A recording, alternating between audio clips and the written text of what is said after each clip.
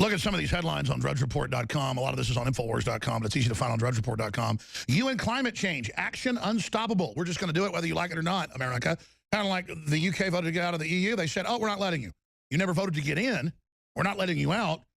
And we might even have to set up domestic militaries and dissolve your national military. That's their new announcement EU-wide, is to dissolve nations' militaries. That means actually setting up paramilitary dictatorships and bringing in an EU army to occupy France and Germany and Spain and Portugal and England and Scotland. This is actually in major papers with a straight face. Our answer is to set up our own militaries and abolish the nation-state militaries. The regional governors will keep the systems in line, fill this battle station, and keep the rest in line. I mean, this is classic 110% tyranny. And I talked to the pseudo-intellectuals. I mean, I've had the host of ABC Nightly News here. I showed him 6 clips of Herman von Rompuy and others and Gordon Brown calling for global governance. And he went, oh, that's another global government they're talking about, not the one you're talking about. And he smiled. And he wanted to go to dinner. So at dinner, he just admitted it. He says, of course, we know it's all, Alex, whatever. I work for you, I work for you, you work for you, work for. It's all just a big joke. Besides, the public's too dumb to ever care. Now, there's the EU leader. Let's play it. Von Rompuy calls for global government. I've got a bunch of other clips I want to play, too. But in fact, the crew did a great job throwing that quick compilation together, but I may not have been clear. New World Order is fine, and articles saying it means world government, but I want to get the clips we've got that a lot of folks don't have from C-SPAN and stuff where they admit what New World Order is, a global corporate government with the supranational dominance of international bankers over it. That's what Barry Goldwater said it was back in the 60s. Now we know that's the plan. But look at this. Chicago will be a sanctuary city no matter what the feds say. LAPD chief, we won't deport. Boston, we will not cooperate with immigration officials. And that means, when they talk about it, that means with felons. That means with criminals. That means with drunk drivers, murderers, arsonists, rapists. That's what Trump always talked about. Then they turn around to, he wants to deport people's parents and leave their kids here all alone. Never said any of that. That's weird. I've never seen my laptop do that. That's something interesting. That's kind of cool. You guys might want to come in here and get this. I was just showing people that. Think about all the stuff that's wired into these. It's like one of those EAS alert systems they've got. That's all wired into everything. All our appliances, all wired into Big Brother. I'm sure that was just a little malfunction. But the point is, it's in the news today, where they're going to have all the drones in America wired into a central system run by the NSA and controlled by AT&T and NASA to build National Drone Tracking System. Isn't it all special? And they call their global governance management system a technocracy. We're a group of technocrats, international bankers, in their own words. Read Davos. In fact, Google. Davos says technocrats to run the world. And implanted processors in all devices will make sure you comply. We're going to go back to our guests in a moment, but since we mentioned it, here's the president 2 months ago saying we should cede sovereignty to the UN for our security, not that barbarous nationalism that he was just talking about today. Here it is. And we can only realize the promise of this institution's founding to replace the ravages of war with cooperation if powerful nations, like my own, accept constraints. Sometimes I'm criticized in my own country for professing a belief in international norms and multilateral institutions, but I am convinced that in the long run, giving up some freedom of action, not giving up our ability to protect ourselves or pursue our core interests, but binding ourselves to international rules over the long term enhances our security. While you run around turning jihadis loose and breaking all those own same rules, and notice international groups like the secret TPP and the secret WTO and all these secret groups and groups we never heard of, the OECD coming and overseeing our elections, and the UN, and the UN telling our police what to do, and they're not stopping because their whole investment is on this. So is Trump for real? The fact that he raised all these topics is irrevocably damaging. The internal emails admit they hate him. They don't like him. Now, the question is, was he just coming in to take over this whole thing from him? The true alpha goblin? Or is he really trying to restore the republic? I think he's for real. I mean, do you think he'd really be calling me last week and calling me other times? I'm just going to stop right there. And I know Donald Trump Jr. for a fact's a big listener. I mean, Trump isn't out to get the country. I'm going to ask Jasper this question in a moment. But first, one more clip. Here's another clip. This is today in Greece. Obama, very slowly, very methodically, talking about the crude nationalism and just how terrible it is that we don't want to have China with energy 3 times cheaper than ours because we shut off all of our coal plants. Or we don't want to have China with lower tariffs than us so that we can't compete. You know, simple stuff like, hey, we don't want to be screwed over. Here it is. I do believe, separate and apart from any particular election or movement, that we are going to have to guard against a rise in a crude sort of nationalism or ethnic identity or tribalism that is built around an us and a them. All they do is push that. The leftists are all about what group you're in. And I will never apologize for saying that the future of humanity and the future of the world is going to be defined by what we have in common, as opposed to those things that separate us. Sure, when he goes to Africa and says you can't have cars or air conditioning. Yep. Everybody better study what globalism is. Everybody better find out it means deindustrialization, enslavement, eugenics, total control. Everyone should see my film, Endgame, Blueprint for Global Enslavement. It's free online. Sent to everybody you know. It was made 9 years ago. You watch it, you go, this all came true. How'd you know this? Because they all write textbooks and white papers to each other. They think you're too dumb to look at it. So that said, William F. Jasper, New American Magazine. We'll give out that URL and put that on screen for folks as well. TheNewAmerican.com. Paul Watson's going to be hosting in about 25 minutes, the 4th hour with big breaking news from London. TheNewAmerican.com. People should subscribe. You can buy the magazine, I know, in bulk at cost to give to folks. Great films, great books, great material. Super dead on. In fact, sometimes not behind the curve, but you know they're so conservative sometimes they wait a while, which is fine. The point is it's really good material to get out to folks and just let people know about the real world. So we played all those clips, and we can tackle any area you want. But I mean, where should we go? What is global governance? What do they want to do with this global governance? How do we stop them? It was very interesting that President Obama, in that first clip that you played there, said, well, we have to accept constraints. But you notice he is not willing to accept the constraints which he took an oath to take on as President of the United States. Our Constitution puts restraints and constraints on him and on all members of our government, on the legislative, the executive, and the judicial. However, they are claiming a higher calling to put constraints on us, on we the people, on our national independence and sovereignty. And that is one of the real big crimes that's taking place here. He and his fellow globalists are claiming this righteousness about trying to bring about world peace, which is what they have been using since the launch of the United Nations. Since the League of Nations, as you said earlier. Since the League of Nations, even before their first big try at world order. And in fact, one of the books that I cite in my book, Global Tyranny, and my other one, The United Nations, is the third try at world order. The first try was the League of Nations, second try was the United Nations, and the third try is now to make the United Nations the full world government that was intended by those founders that both George H.W. Bush, and President Obama referred to. Sure, so we've documented it's happening. How is it going for him? How does Trump figure in? Well, this is going to be very interesting, and all of us who are very hopeful for Mr. Trump, now President-elect Trump, are going to have to watch very carefully, and we have to see, first of all, who is he going to appoint? And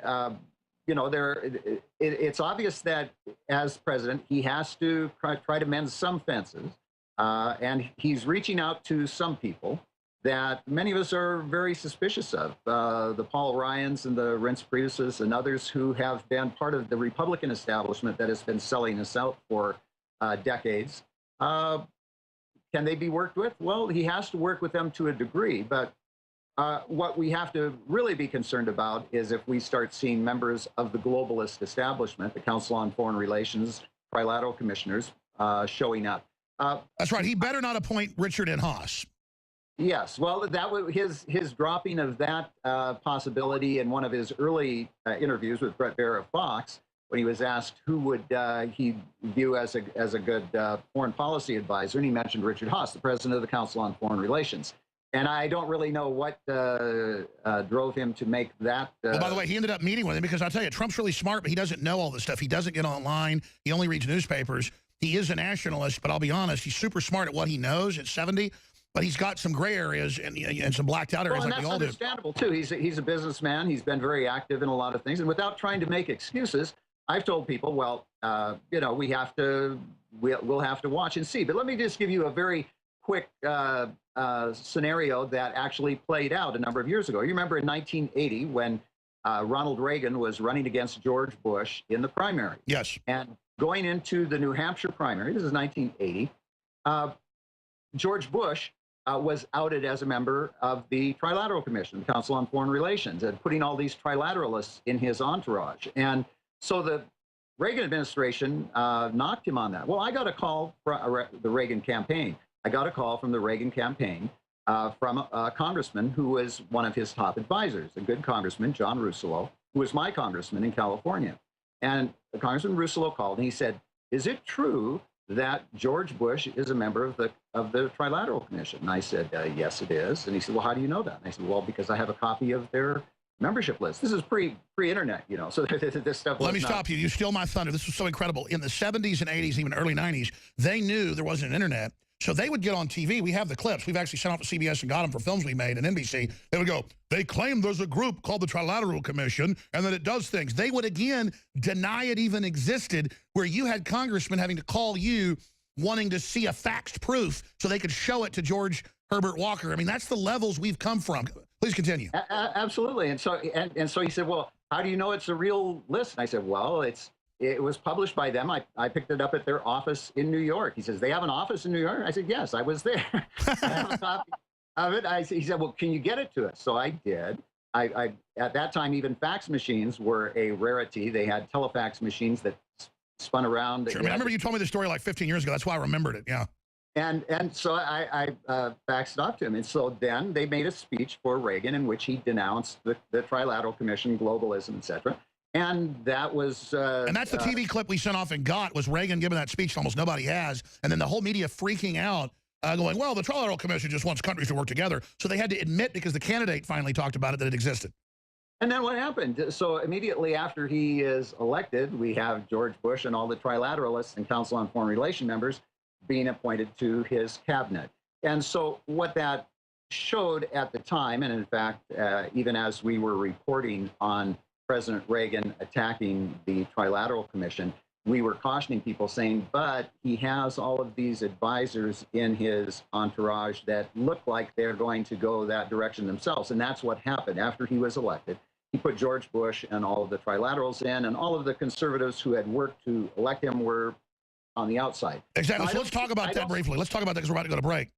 I mean, I think Trump's even more of a maverick than Reagan, but clearly because they're so much more afraid of him. But yes, here's what they're doing to Trump, and they admit they're doing this. They're panicking, and they haven't done it. They go, "There's 4,000 people. No one's going to aid you." They're claiming he didn't even know that he didn't keep the White House staff. No, he knew. The point is that they panic you and say, no one's going to work with you if you don't put people in from the establishment. And then what's the president do when the bureaucracy, the fourth, the fifth of state, holds you hostage? And it's almost like air traffic controllers going on strike. What do you do then? Because that's how they get presidents like Reagan and now Trump to roll over. Well, and that's true. They have, we have allowed them over the last 50, 60, 70 years, actually going clear back to FDR, to World War II, they have controlled and have become the shadow government. And so it is very difficult for anyone coming in to be able to break through that. And that's what Ron Paul said 2 days ago. He said, hey, Trump may be a great guy, but the shadow government's going to completely ignore him.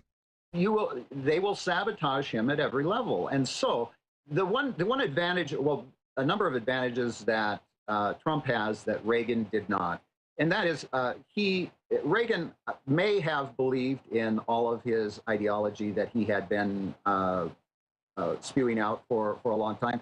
I don't know. But he was certainly a man who allowed those around him to run him and control him. Trump is a much different personality. And that's why they're scared of him. He's done everything on his own. He's known exactly for doing pig-headedly whatever he wants. That's what's got him. He is independently wealthy. He is not reliant upon them. He can do things outside of the box that other people can't. And so it's going to be very tough for them if they can't sabotage him and get him to bend to go into their box. The next thing, we talked about this before, is that they will be looking for ways to get rid of him. And this is where he has to be very careful, literally, for his safety. And also find one of his underlings does something corrupt. He doesn't know about it. The underling rolls. They impeach him. I mean, they're coming after him. Sure. So this is going to be very dirty.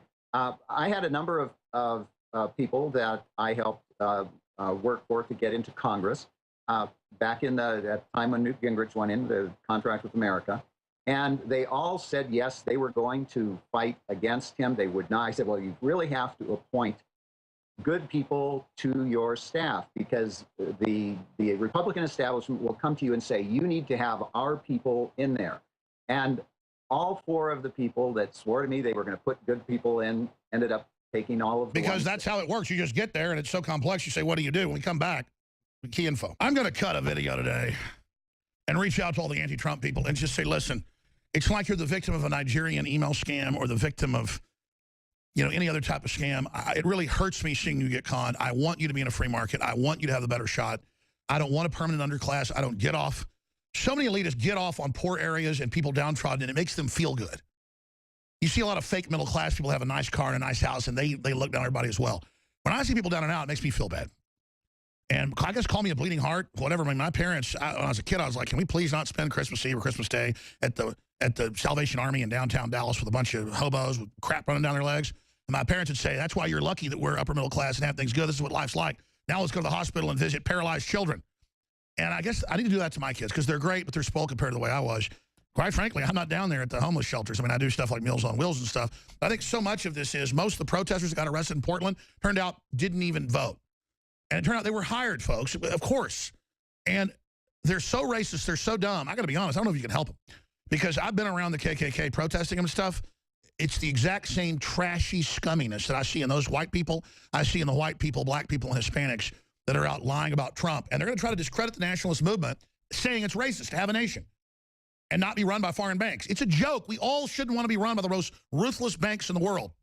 William F. Jasper, New American Magazine. I believe that we're coming from behind. I believe we have a chance to win. We have a beachhead in Washington. Trump's already discredited the media, the pollsters, the system. This is my secret weapon, and I have the numbers here. Let me pull them up. Like, where'd my phone go? I had it earlier.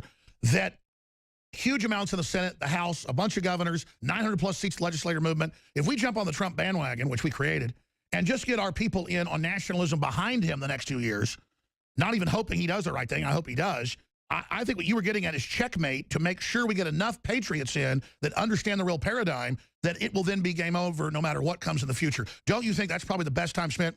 Well, yes, and you know, everybody focuses on the presidency every 4 years, and that's an easy thing to do, and it seems like it's a quick fix because we'll just hire this one guy on a white horse and he'll come in and fix everything. But it isn't that easy, and I think most people who have gotten behind Trump realize that we have a huge challenge ahead of us, and it's coming at us in many different ways, economically, militarily. Our military has been hollowed out, our manufacturing base, all of these things we can do. We can make some major changes in those things, but unless we get some help at the congressional level and at the state legislatures and the governorships, et cetera, our local government, and this is where I hope that President Trump will be visionary in helping to build the base here. I agree. That's the real move. And under President Obama, Democrats have lost 900 state legislature seats, 12 governors, 69 House seats, 13 Senate seats. That's some legacy. I mean, doesn't this then, William F. Jasper, isn't this the biggest repudiation of globalism ever? With Brexit, with Russia pulling out of it, I mean, I would say we're on the march, the empire's on the run. Well, the Brexit was a huge thing. We talked about that the last time, and this is where it was quite delicious to watch the major media, all of the establishment globalists, just going into meltdown mode over the Brexit loss, and now doing the same thing at a magnitude much larger over this loss here for them. Their loss is our gain, so we have to make the most of this. We're in a huge battle. We're in a cultural battle, a spiritual battle, an educational battle, financial battle. And it's something that's been building for a long time. Absolutely. We're completely surrounded. That's good. We can attack in all directions. We finally found we can do that. We're winning. Thank you so much, sir. Fourth hour with Paul Watson. Straight ahead. I'm going to come back and finish up. Thank you, Mr. Jasper. Everybody subscribe to the magazine, New American Magazine.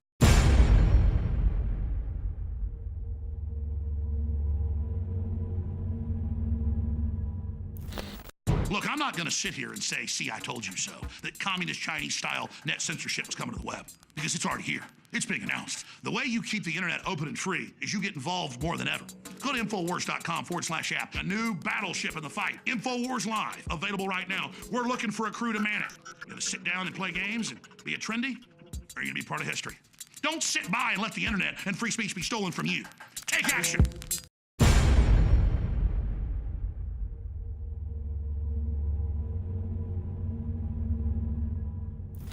Look at some of these headlines on DrudgeReport.com. A lot of this is on Infowars.com, but it's easy to find on DrudgeReport.com. UN climate change, action unstoppable. We're just going to do it whether you like it or not, America.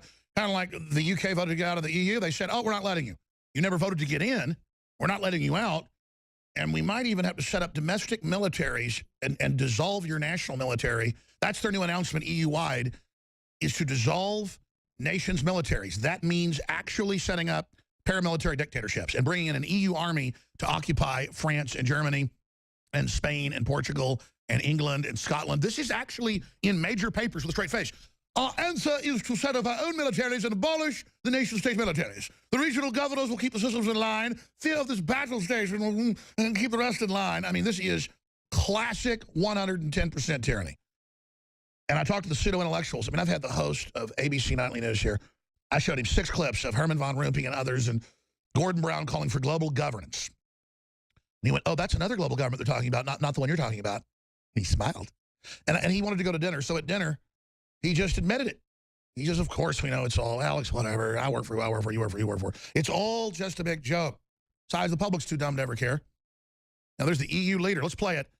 Von Rompuy calls for global government. I've got a bunch of other clips I want to play, too. But in fact, the crew did a great job throwing that quick compilation together, but I may not have been clear. New World Order is fine, and articles saying it means world government, but I want to get the clips we've got that a lot of folks don't have from C-SPAN and stuff where they admit what New World Order is, a global corporate government with the supranational dominance of international bankers over it. That's what Barry Goldwater said it was back in the 60s. Now we know that's the plan. But look at this. Chicago will be a sanctuary city no matter what the feds say. LAPD chief, we won't deport. Boston, we will not cooperate with immigration officials. And that means, when they talk about it, that means with felons. That means with criminals. That means with drunk drivers, murderers, arsonists, rapists. That's what Trump always talked about. Then they turn around to, he wants to deport people's parents and leave their kids here all alone. Never said any of that. That's weird. I've never seen my laptop do that. That's something interesting. That's kind of cool. You guys might want to come in here and get this. I was just showing people that. Think about all the stuff that's wired into these.